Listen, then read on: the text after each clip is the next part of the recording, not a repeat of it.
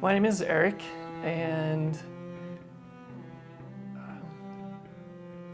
my story has a lot of different parts to it from where I am now to where I've been.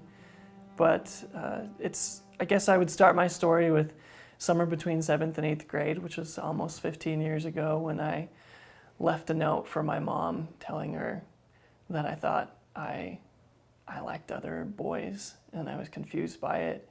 And then that started a few weeks of really tough conversations with my parents. And then we figured out we had no resources and they didn't know what to do. And I was petrified by their reactions, by my feelings. So I learned to not talk about it, to keep it quiet, to deny it. And years passed, I went on a mission and just kept thinking, it's going to go away. It's going to go away. I've been praying, I've been faithful, I'm going on a mission, and I love being a missionary, and it's going to work out. And when I come back, I'm going to want to date women so badly, and it's just going to be great. And then I got sent home early from my mission for choices I made connected to being gay, and that was perhaps one of the most painful experiences of my life. Humiliating, disappointing, discouraging, full of tons of shame.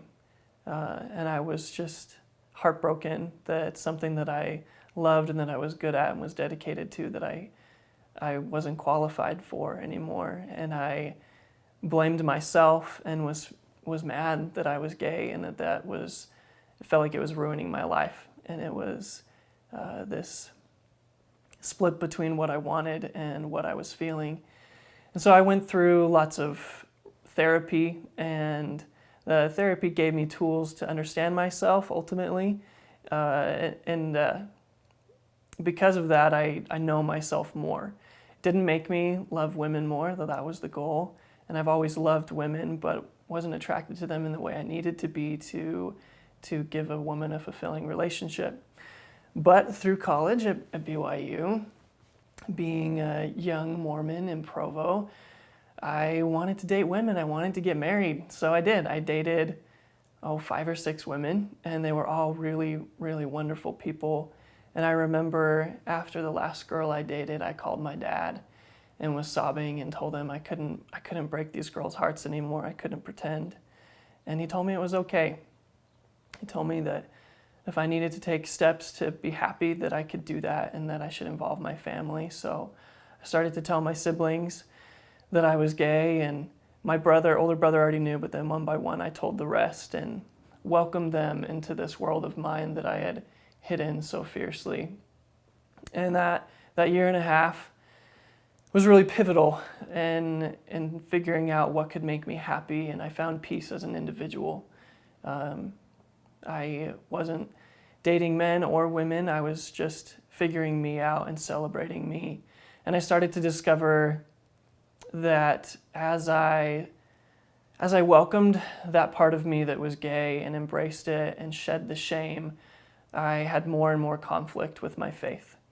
That the pull in different directions increasingly had more tension as I was celebrating my identity but losing my heritage.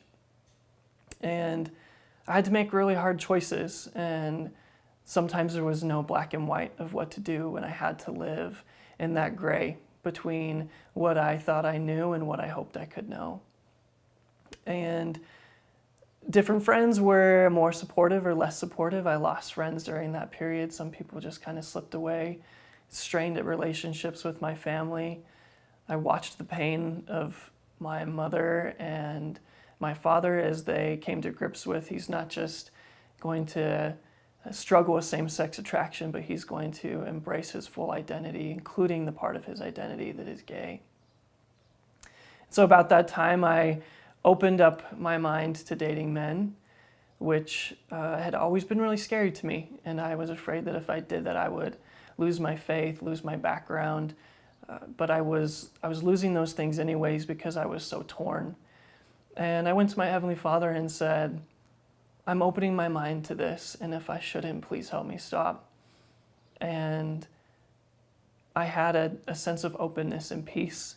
So I opened my heart to it, And eventually I did get into a pretty great relationship and found this level of fulfillment between me and this other wonderful young man that I had been missing in other relationships.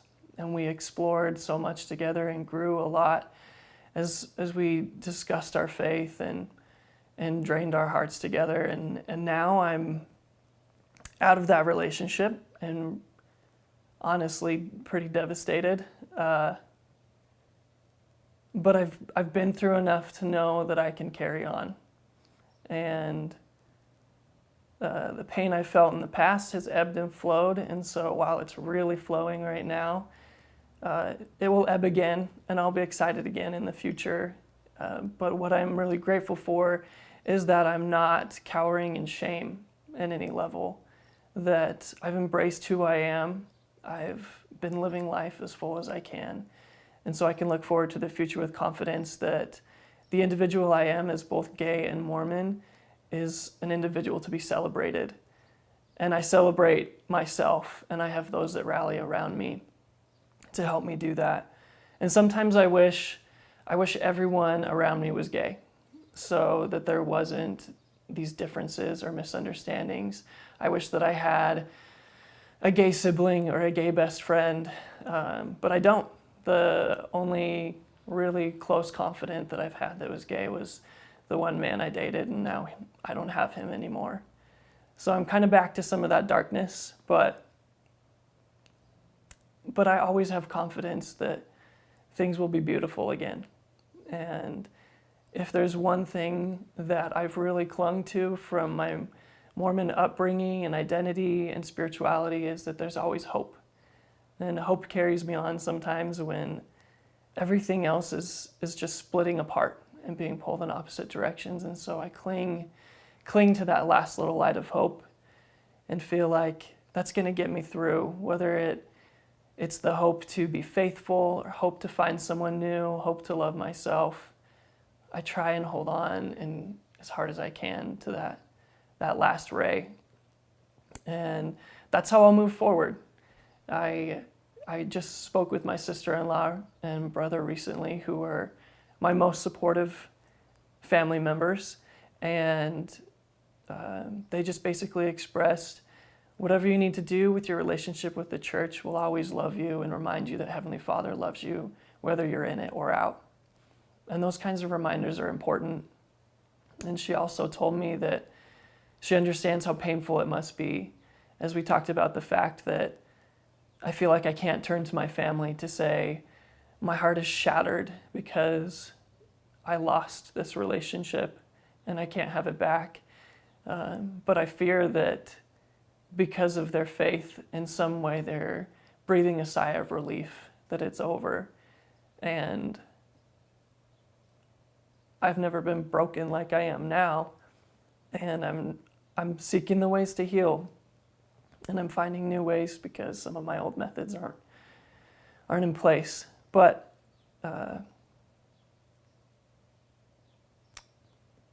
with where my faith is now, I get to explore new things because I have a new openness. And I think back to a blessing that my dad gave me shortly after coming home from my mission.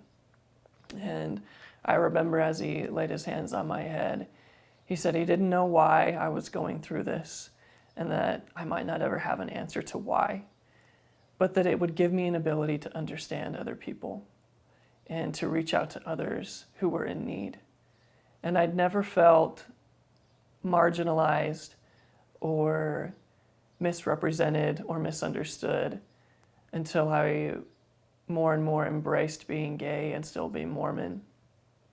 And I've thought about that blessing many times and that counsel from my father that this experience would allow me to connect with other people, to become more humble, something that I hope to continue to do, but that through these experiences of being both gay and Mormon and in this unique, awful, and wonderful experience, that I can see people in a new light, that I can respect them for where they are, for who they are, and what they have to offer. And I hope dearly that that's what is offered to me. And sometimes it has been. I had a bishop that found out when I was dating Andrew that that was the reason I hadn't been coming to activities or churches often. And he said, Eric, you're never going to find a place of acceptance if you're not in that place. And he said, you guys need to come. You need to bring your boyfriend, and you need to find your place. And I'm still looking for that place, still looking for a place where I feel as welcome as I did as a child. And maybe that will exist soon, and maybe it won't. But I keep my heart hopeful that I'll find it. And from all the experiences I've had since I came out to my parents as a 13-year-old, pain of coming home from a mission, it's all been worth it to live life richly and authentically. And that's how I hope to proceed, is authentic as possible as I embrace who I am in all parts of my identity.